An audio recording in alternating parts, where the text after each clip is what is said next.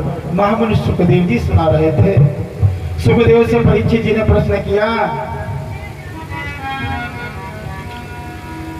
कि हे गुरुदेव, हमने सुना है कि भगवान शिव की अर्धांगिनी मैया सती को भी प्रभु की माया के चक्कर में पड़ना पड़ा, उन्हें भी मोह हो गया, वो कैसे हुआ, जरा ये कथानक सुनाइए। तो सुखदेव जी सुनाने लगे कि हे राजन,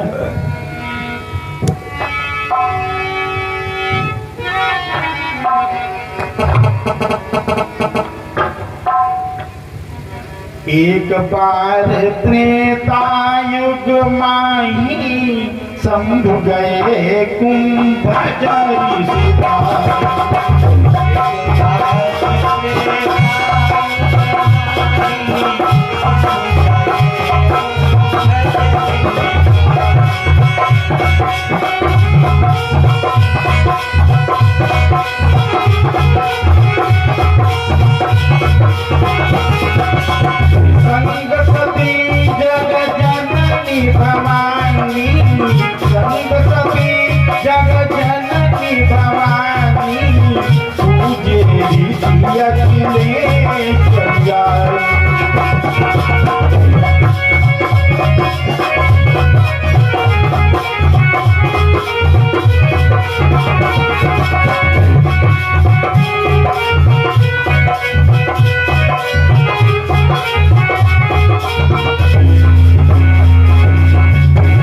माघ का महीना था। प्रयाग तीर्थ में कुंभज ऋषि जी राम कथा सुना रहे थे भरद्वाज मुनि के आश्रम में। तमाम ऋषिगण इकट्ठे हुए। भगवान शिव तो मानस के प्रथम प्रवक्ता हैं। रच महेश निज मानस राखा, पाई सुसमो शिवासन भाखा। राम के अनन्य भक्त होने के कारण भगवान शिव जब गए हैं प्रयाग में कुंभज ऋषि की कथा को सुनने, तो लिखा है कि राम कथा सुनने के लिए शिव और भवानी दोनों ही लोग गए हैं। पर राम कथा मुनिवर्ज बखानी महर्षि भरद्वाज के आश्रम में कुंभज ऋषि राम कथा सुना रहे थे और सुनी महेश परम सुखमानी। भगवान शिव ने तो बड़ी ही प्रसन्नता पूर्वक सुखपूर्वक कथा को श्रवण किया। जब राम कथा सुनने के निमित्त गई हैं सती मैया, तो लिखा कि संग सती जग जननी भवानी, साथ में जगत माता परम्बा भगवती सती है। अब पूजे ऋषि अखिलेश्वर जानी, भगवान शिव को अखिलेश समझकर और भवानी जी को भगवती समझकर, अखिलेश्वरी शक्ति समझ करके सम्मानित किया। लेकिन जब राम कथा प्रारंभ हुई, कुंभज ऋषि ने प्रारंभ की, तो शिव तो बड़े ही आनंद पूर्वक राम की कथा को सुनते रहे। और कथा में पार्वती सती जी बैठी तो रही, पर मन में बनवाया हमारे भोलेनाथ तो खुद कथा के वक्ता है, रचयिता है रामचरित्र के। तो हम जब चाहेंगे कैलाश पहाड़ पर अपने कथा सुनने की, घड़े में से पैदा अगस्त जी क्या सुनाएंगे, कुंभज ऋषि क्या सुनाएंगे। ये उनको राम कथा का अनादर कर दिया, इस कारण उन्हें दंड झेलना पड़ा। जब राम कथा समाप्त हुई तो मुनिसन विदा मांगी त्रिपुरारी, चले भवन संग दक्ष कुमारी। ऋषि से आज्ञा लेकर भगवान शिव जब चले, तो अब की बताया कौन जा रहा साथ में, का दक्ष की बेटियां जा रही है। अब की जगत माता नहीं कहा, क्योंकि राम कथा का अनादर किया था अभी, तो इसलिए दक्ष की फलानुवर बिटिया जा रही है, ऐसा कहेंगे, जगत माता नहीं कहा। खैर, भगवान शिव कैलाश पहाड़ की ओर आगे आगे है, पीछे पीछे माता सती जा रही हैं। शिव राम जी की छवि का सदैव अवलोकन करते रहते हैं। आज राम जी को किस परिस्थिति में देखा, भगवान शिव तो त्रिकालज्ञ हैं, क्या हो चुका है, क्या हो रहा है, क्या होगा, तीनों कालों की बात को जानते हैं। और राम का अवतार हो चुका था, त्रेता का समय चल रहा था, त्रेता युग था। राम की लीला कितनी हो चुकी थी। रावण के कारण विष्णु स्वयं राम बने हुए हैं, अवध में अवतरित होकर लीला कर रहे थे। राम जी कितनी लीला कर चुके थे कि गंगा से पार हो चुके थे, श्री दशरथ मरण हो चुका था।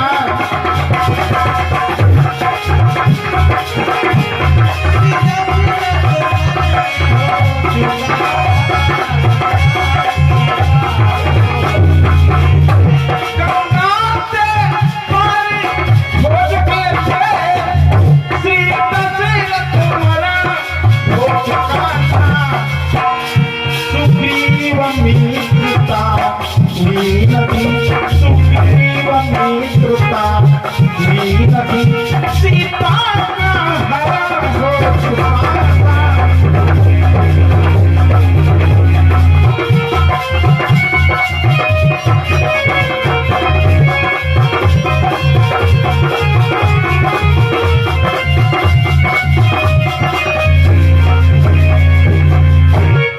भगवान श्री राम अवध में अवतरित होकर सीता से विवाह भी संपन्न हो चुका था। मंजरी रानी कैकेयी के आज्ञानुसार वनवास हो चुका था। सीता का हरण हो चुका था। दशरथ का मरण भी हो चुका था। भगवान श्री राम सीता की खोज में लगे थे। हे खगमृग हे मधुकर श्रेणी कहते घूम रहे थे। हरिचरित सिंधु, भगवान के चरित्र समुद्र में भगवान शिव गोता लगा रहे थे। हरिचरित सिंधु समग्न शांत जा रहे चले कैलासी।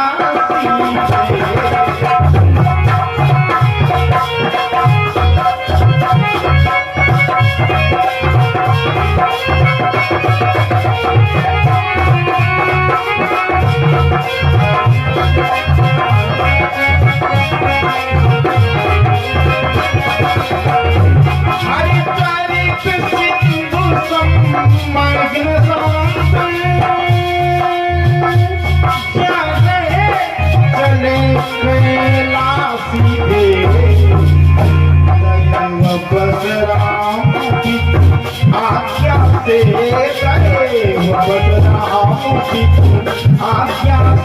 हो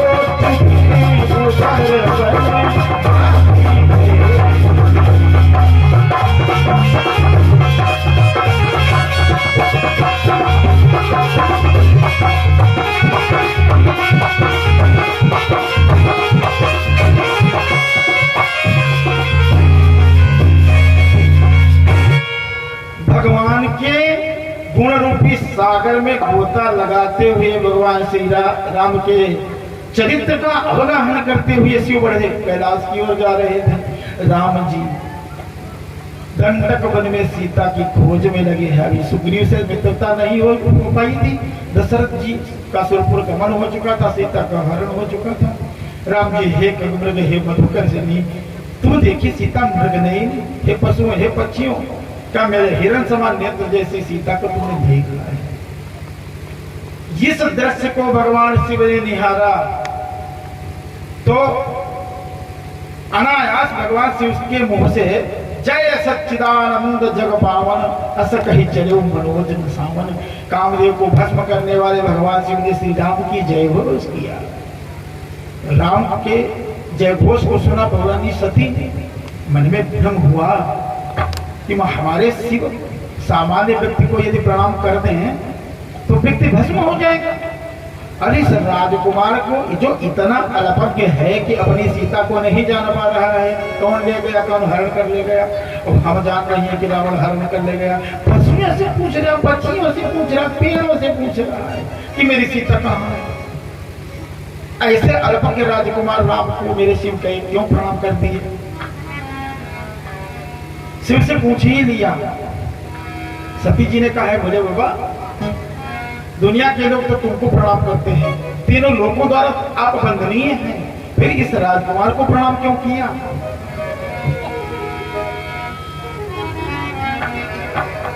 सती जी ने कहा है शिव सुर नर मुनि तुम्हें मनाते, योगी जन शीश नवाते, जो भी द्वार तुम्हारे आते मन चाही मुरादे पाते। कहे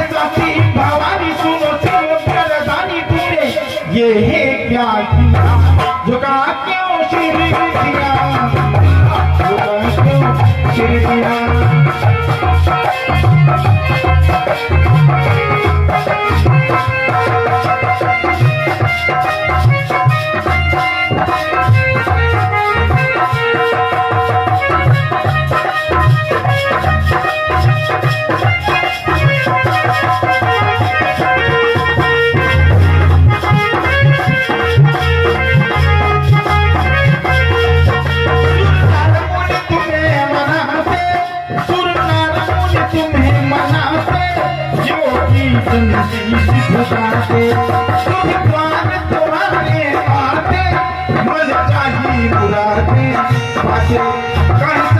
भवानी शिव बरसानी तुमने ये क्या किया, झुका क्यों चिर दिया, झुका क्यों चिर दिया।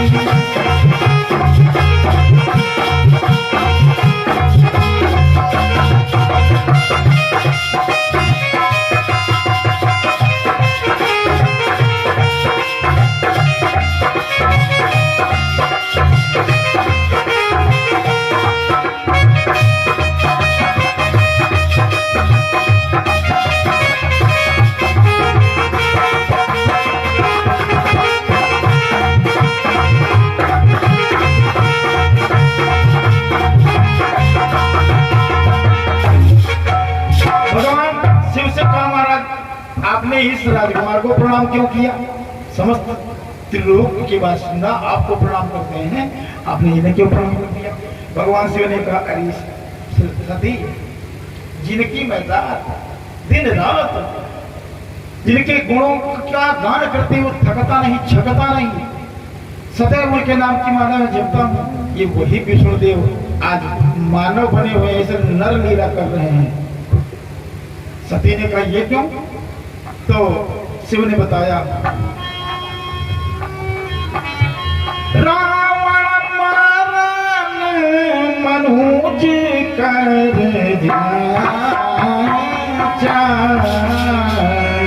प्रभु विधि बचन की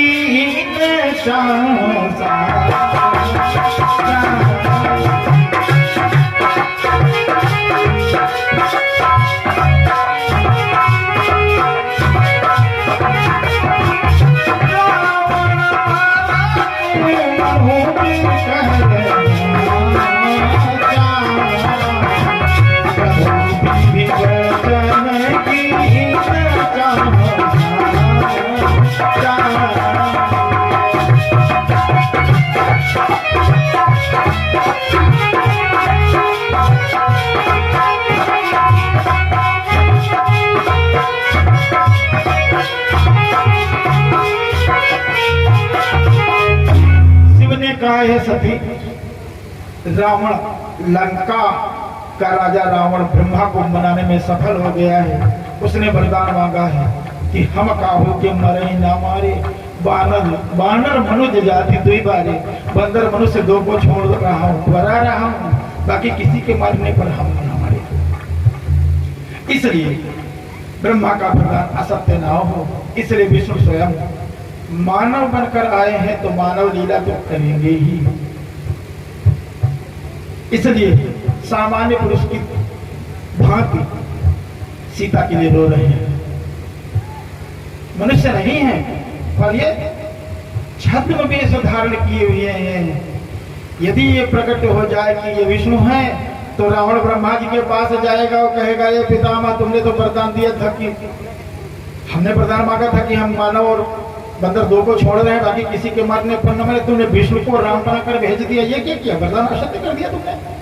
इसलिए भगवान श्री विष्णु आज राम बनकर रावण को मारने हेतु ही आए हैं। यदि तुम्हें संदेह है, जाओ तुम्हारे मन अति संदेह तब किन जाई परीक्षा ले हो, तब लगी बैठ अहूँ बट छाई, जब लगी तुम अहो वहीं पर। इसी बरगद की छाया में बैठा हूँ, जाकर तुम परीक्षा ले लो। सती जी ने कहा जाओ, शिव ने कहा जाइए, लेकिन एक बात याद रखना, जेहि विधि जाय मोह भ्रम भारी, करे सो जतन विवेक विचारी। जिस प्रकार तुम्हारा संदेह दूर हो वो सारे उपाय करना, लेकिन बुद्धि से सोच कर करना। करे हुए सजतन विवेक को विचारी, बुद्धि से सोच कर करना। देखो नारी का हृदय प्रधान होता है, पुरुष का विवेक प्रधान होता है।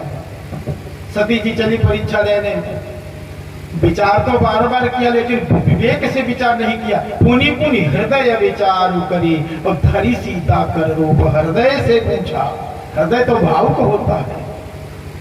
पुनि पुनि हृदय विचार करी धरी सीता कर रूप, आगे हुई चली पंथ तेहि जही आवत सुरभूप। जिस रास्ते पर राम जी जा रहे थे उस रास्ते पर सीता का रूप बना करके आगे आगे ही चलने लगी। राम के आगे आगे ही चलने लगी। सती जी ने सोचा पिछला हिस्सा सीता जैसा बना दूं, और जो ही हमें पुकारेंगे सीता कहकर तो मैं पलटूंगी, जो ही तो हमारा सती का चेहरा देखेंगे तो शर्मिंदा हो जाएंगे। इसलिए सीता का भेष बनाया और राम के आगे आगे चलने लगी।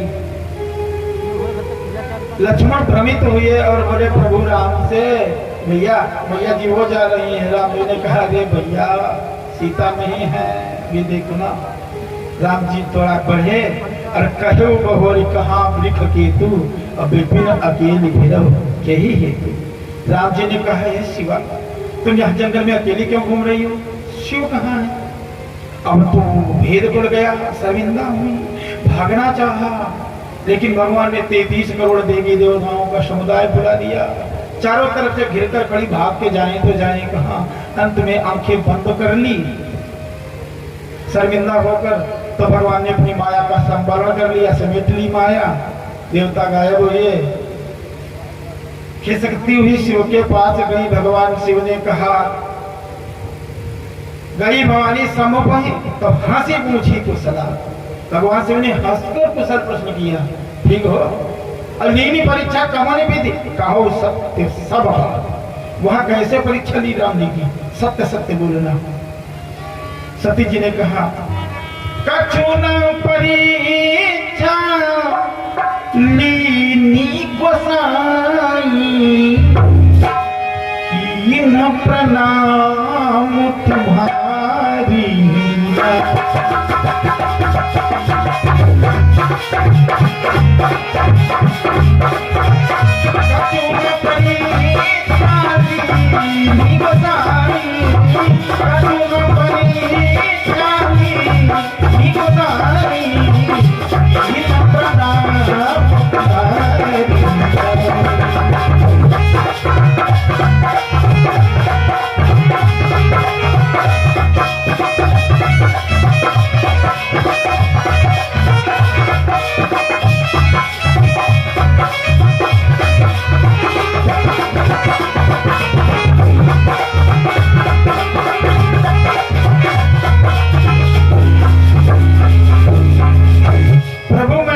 परीक्षा नहीं ली, जैसे आपने प्रणाम कर लिया था ऐसे ही प्रणाम करके हम वापस चलिए। शिव ने सोचा गई परीक्षा लेने बगैर परीक्षा लौट आवे ऐसा असंभव है। सती है फिर भी झूठ बोल गई। इसीलिए गोस्वामी तुलसी बाबा को कहना पड़ा कि नारी स्वभाव सत्य कभी कहीं, अवगुण 8 सदा उड़ रही। 8 अवगुण सदैव ही रहते हैं हर नारी में। कौन कौन? अनृतम साहसम माया, मूर्खत्वम अतिलोभिता, असौचत्वम निर्दयत्वम च स्त्रियां दोषा स्वभावजा। झूठ बोलना, साहस अधिक होना, प्रपंच रचना, मूर्खता की अधिकता होना, अत्यंत लालची स्वभाव होना और मलिन स्वभाव होना, गंदा निर्दय स्वभाव होना, ये स्त्री में स्वाभाविक 8 अवगुण होते ही हैं। इसलिए सती जी झूठ बोल गई। कोई परीक्षा नहीं दी, जैसे आपने प्रणाम किया था वैसे ही हम प्रणाम करके वापस आ गए हैं।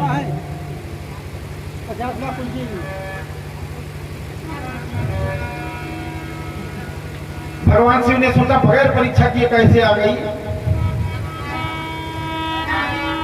तब शंकर दे उधर ध्यान सती जो की चरित सब जाना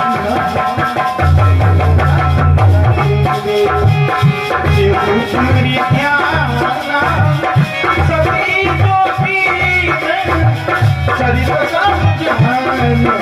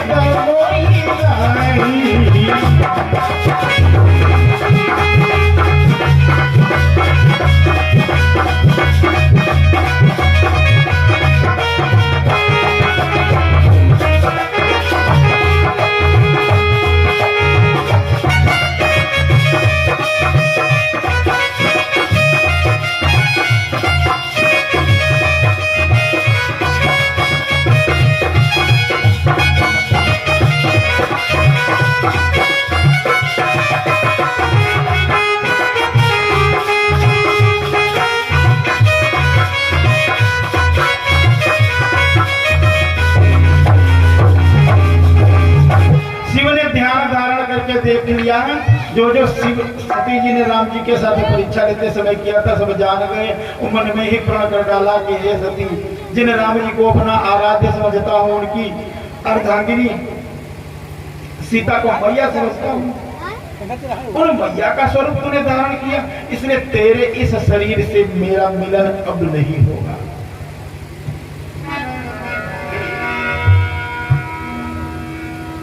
भगवान शिव कि जय जयकार करने लगे। देवगण नंदन बन के पुष्पों से जयकार करने लगे। को तुम सुनो रघुपति ब्रजधारी, बिनु अगत जी सती जैसे नारी।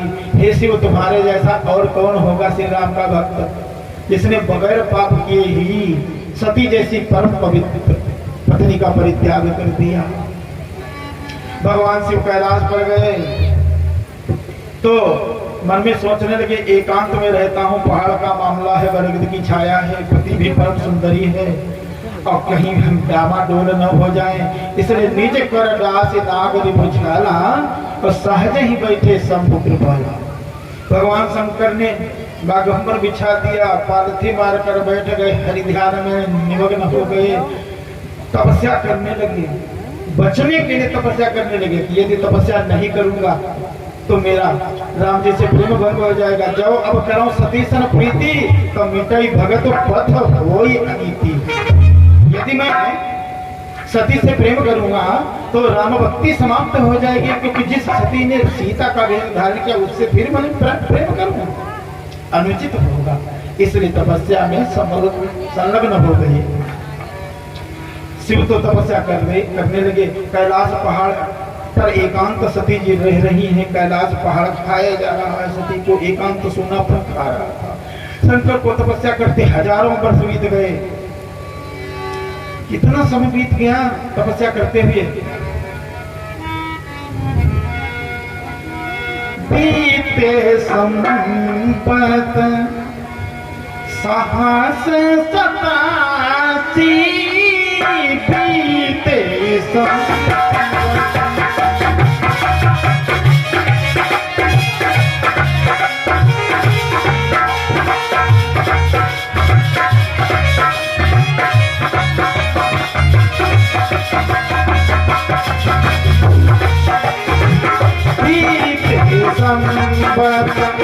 साहस सतासी, पति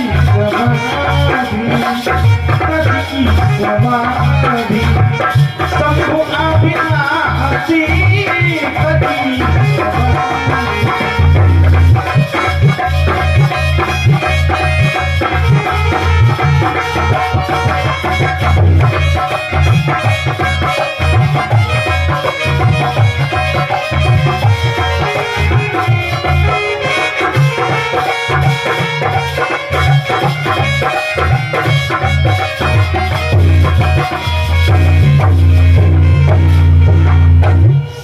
80,000 वर्ष बीत गए। भगवान शिव की तपस्या पूर्ण हुई, शरीर हिला डुला।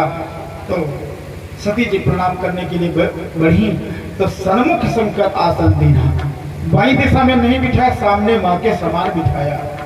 उसी समय आकाश में कहीं विमान चले जा रहे थे, गंधर्व गाने गा रहे थे, अप्सराएं नृत्य कर रही थी। सती बिलोके व्योम विमान जहाँ तो चले सुंदर विधि नाना। आकाश मार्ग से विमान कहीं को जा रहे थे। सती जी ने पूछा भगवान शिव, इन विमानों में कौन लोग हैं, कहाँ जा रहे हैं? शिव ने कहा, हे सती, इन विमानों में देवगण जा रहे हैं तेरे पिता दक्ष के राजधानी कनखल में यज्ञ में भाग लेने। तुम्हारे मैके में यज्ञ हो रहा है, तुम्हारा बाप हमसे बैर मानता है, इस कारण मुझे नहीं बुलाया है, तो मेरे कारण तुम्हें भी नहीं बुलाया है। सती जी ने पूछा, क्या बैर है? तो बताया, एक बार ब्रह्म सभा में समस्त देवगण इकट्ठा थे, दुनिया के ऋषि मुनीश्वर भी इकट्ठा थे। उसी समय दक्ष प्रजापति को, भगवान ब्रह्मा ने दक्ष, तुम्हारे पिता दक्ष को प्रजापति बना दिया, पूरी प्रजा का मालिक बना दिया, तो बड़ा ही अहंकार बने हो गया। ब्रह्म सभा में जिस समय दक्ष का पदार्पण हुआ, उस समय समस्त देवता आसन से उठ कर उन्हें प्रणाम करने लगे। केवल 3 लोग नहीं उठे, ब्रह्मा, विष्णु और शिव। दक्ष नाराज हुए। दक्ष ने कहा, हे शंकर, तू तो मेरा दामाद है, दामाद पुत्र समान होता है, तुझे उठकर मेरा आदर करना चाहिए था, प्रणाम करना चाहिए था, पर ऐसा तूने नहीं किया। ब्रह्मा नहीं उठे, वो मेरे बाप में है, विष्णु जी नहीं उठे, वो परम पिता है, कोई बात नहीं, पर तू क्यों नहीं उठा? इसलिए श्राप देता हूं तुझे कि तू भूतपति हो जा, मरघट निवासी हो जा, नंग धड़ंग हो जा। श्राप दे दिया। नंदीश्वर ने कहा, हे दक्ष, मेरे भोलेनाथ को तुम श्राप कर रहे हो, वो तो शांत बैठे हैं। मैं तुम्हें श्राप देता हूं कि जिस मुंह से तुमने ये बकवास की है, शंकर जी को श्राप दिया है, वो तुम्हारा मंड काट डाला है। नंदीश्वर ने श्राप दे दिया। दक्ष, ये घटना भगवान शिव सती जी को बता रहे कैलाश पहाड़ पर। कहा कि उस अपमान का बदला लेने के लिए तुम्हारे पिता दक्ष जी ने अपनी राजधानी कनखल में यज्ञ की रचना की है, समस्त देवताओं को बुलाया है, वेदियां बनाई है, सारे देवता शरीर मान होकर अपना पूजा भाग ग्रहण कर रहे हैं। केवल मेरे को नहीं बुलाया, केवल मेरा अपमान करने के लिए ही ये यज्ञ रचाई गई है। सती जी कहने लगी, प्रभु अगर आज्ञा हो तो चली जाऊं, पिता के घर में उत्सव है, हम आ जाए तो ठीक नहीं। भगवान शिव ने कहा, यद्यपि पिता और गुरु बंधु के घर में बिना बुलाए भी जाया जा सकता है, तदपि विरोध मान जहाँ कोई, तहाँ गए कल्याण न होई। फिर भी अगर कोई विरोधी हो, वहां जाओगी तो कल्याण नहीं होगा। जाओ बिन बोले जाओ भवानी, तब रही न शील स्नेह न प्राणी। अगर बिना बुलाए जाओगी सती तो न मर्यादा रहेगी, आना ही सील रहेगा। इसलिए अब निश्चित ही अपमानित होना पड़ेगा, मत जाओ। शिव ने बहुत मना किया पर नहीं मानी। चल बनी जब तो शिव, भगवान शिव ने 2 गण उनकी सुरक्षा हेतु भेज दिए। मैं के पहुंची कनखल को। प्रथम ही सती ही मिली एक माता, भगिनी मिली बहुत मुस्काता। अदक्ष न कछ पूछी को सलाता, सती ही मिलो कि जरे सब गाता। दक्ष ने हालचाल नहीं पूछा, सती को देखा तो राहुट ही गए। माता ने भी हालचाल नहीं पूछा। बहने 60 बहनें थी सती जी को, इठलाती हुई मिली। मतलब उनकी बातों से अपमान झलक रहा था। सती जी ने सोचा, यहाँ तो हर जगह अपमान की वर्षा हो रही है, आ गई हो तो देख लूं यज्ञ कहाँ हो रहा है, कौन करा रहा है, यज्ञाचार्य कौन है। यज्ञ में जाकर देखा, सती बिलोके जब ही जागा, तब कतहु न देख शंभु कर भागा। कहीं शिव का कोई न वेदी बनाई गई, न एक बार आहुति दी गई शिव के नाम से, अलाही शिव के नाम से एक बार भी जयघोष हुआ था। सती जी मन में विचार करने लगी, यद्यपि जग दारुण दुख नाना, सबसे कठिन जाति अपमाना। संसार में विभिन्न दुख हैं, पर अपने बिरादर का कोई अपमान करता है तो बहुत दुखदायी होता है। और मैं सती नारी हूं, मुझ सती के पति का अपमान हो रहा है। पतिराज्ञा बिना नारी उपवास व्रतचारिणी आयुरा हरते पति स्वयं जनरकम बजेत। पति की आज्ञा के विरुद्ध यदि नारी व्रत और उपवास भी करती है तो जानो पति की आयु छीन कर रही है, मरने के बाद नरक जाएगी। यहाँ उस सती के पति का अपमान हो रहा है। मेरा पिता दक्ष मेरे पति का अपमान कर रहा है, विश्वेश भगवान शिव का अपमान कर रहा है। हे राजाओं, हे ऋषिश्वरों, मुनीश्वरों, तुम सबका तो अमंगल होगा ही। हरिहर निंदा सुन ही जे काना तो पाप होई गौ घात समाना। शिव और विष्णु की जो निंदा देवता सुनता है उसको गौ हत्या के समान पाप होता है। तुमने निंदा देखी भी है शिव की और सुनी भी, तुम्हारा तो अमंगल होगा ही। लेकिन इसके पहले मैं एक दूसरा विधान रचाऊंगी। ये मेरा शरीर दक्ष के वीर से बना हुआ है। दक्ष शुक्र संभव देहि पिता मंदमति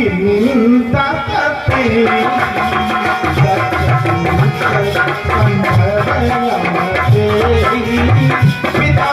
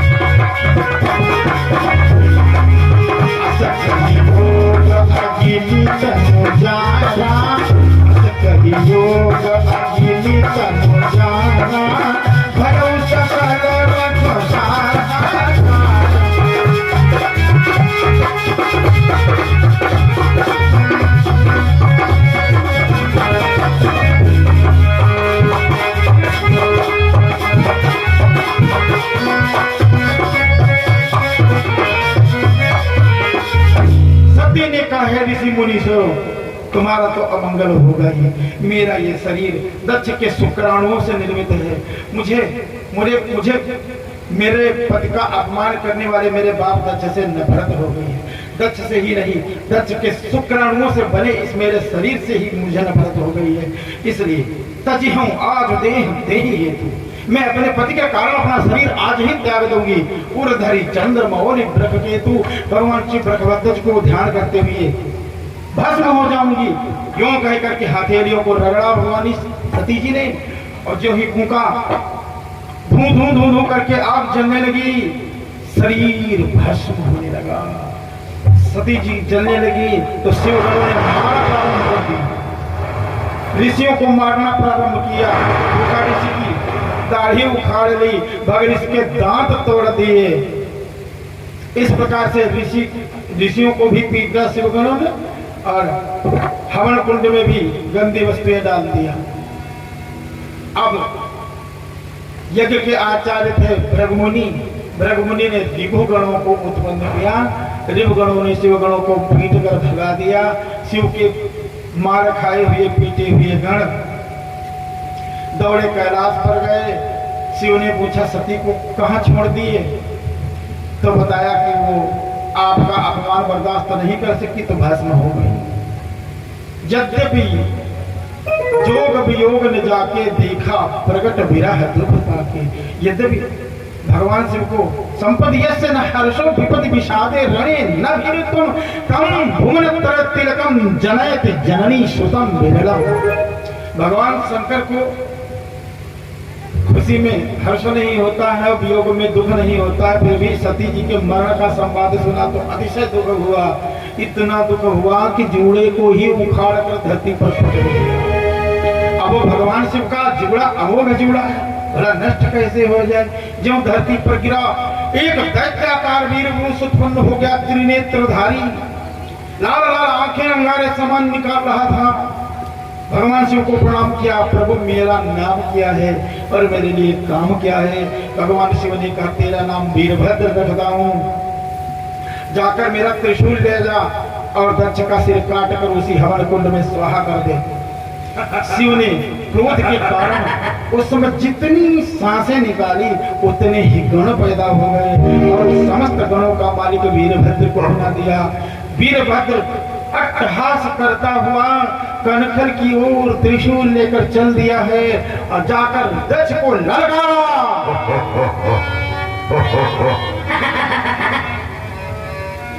सेना समेत दक्ष लड़ने आया है वीरभद्र से, शिवगणों से, और वीरभद्र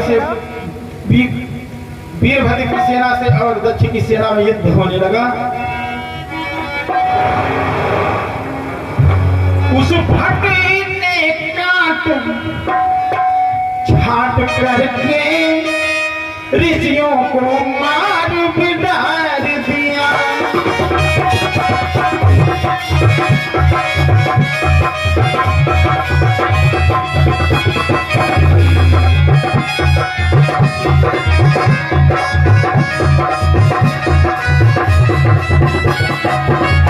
राजा का शीश उतार कभी, राजा का शीश उतार कभी, पैतरनी पार उतार दिया।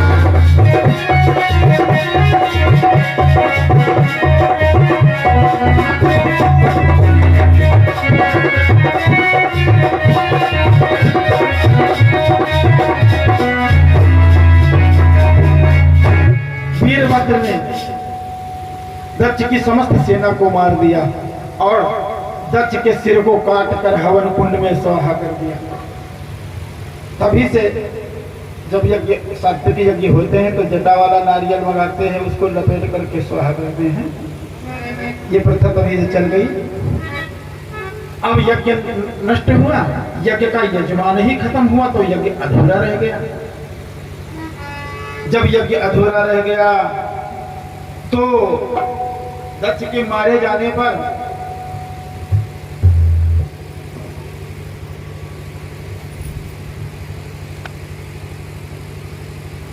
दाक्षायणी जी अर्थात सती जी की माता प्रसूति जी भगवान शिव की आराधना करने लगी, स्तुति करने लगी।